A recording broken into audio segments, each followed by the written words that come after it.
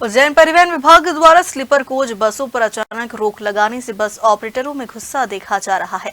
RTO के आदेश को तुगलकी फरमान बताते हुए इसके विरोध में 100 से अधिक बसों को सामाजिक न्याय परिसर में खड़ी की गई। टूरिस्ट बस ऑपरेटर एसोसिएशन ने कहा कि स्लीपर कोच बसों पर रोक लगाते हुए बसों को आरटीओ द्वारा बंद कर दिया, जिसके कारण गंभीर समस्या उत्पन्न हो गई। इस निर्णय से केवल बस मालिक ही नहीं बल्कि टूरिस्ट एजेंट, गाइड, ड्राइवर व स्टाफ, धर्म यात्रा से जुड़े छोटे व्यवसाय सहित कई अन्य लोग भी प्रभावित हो रहे हैं, जिसके चलते बसों को अस्थायी रूप से रोक दिया गया।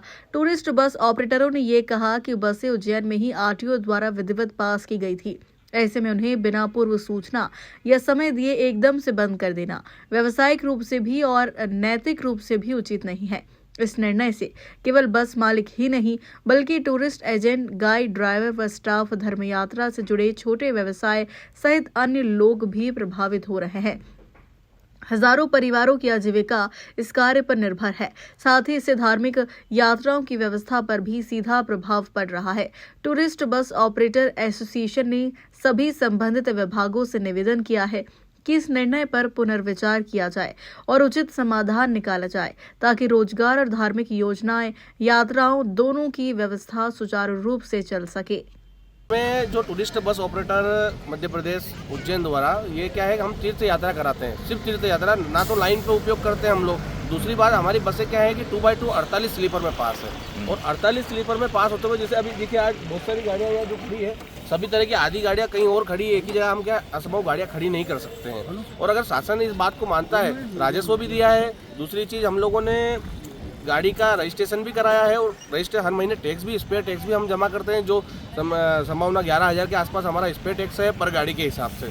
और कहीं गाड़ी अगर संचालन करते हैं तो गाड़ी के उसके लिए हमें ऑल ओवर इंडिया परमिट दिया जाता है जो तीर्थ यात्रा का है। अभी उसका मिसयूज़ लाइन वाले भी, जो लाइन की गाड़ियाँ चल रही है उस पर भी उसका मिसयूज़ हो रहा है।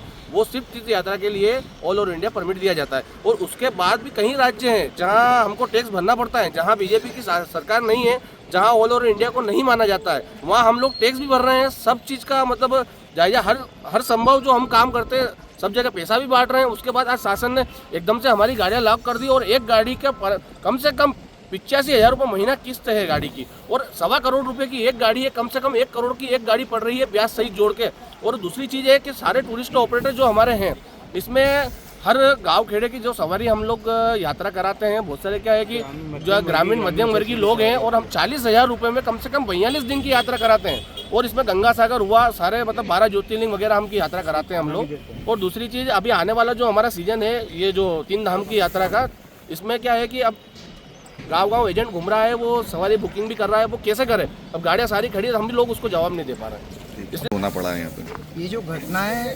राजस्थान में और विभिन्न प्रदेशों में गाड़ियों में आग लगने की हुई थी, ये घटनाएं लाइन की बसों में और एसी पैक ग्लास बसों में हुई थी। हमारा ऐसा कहना है कि हमारी गाड़ियां जो तीर्थ यात्रा के उपयोग में आती हैं, और सभी 50 के 50 कांच जो लगे हुए, 40 ग्लास जो लगे हुए हैं, वो स्लाइडर ग्लास है।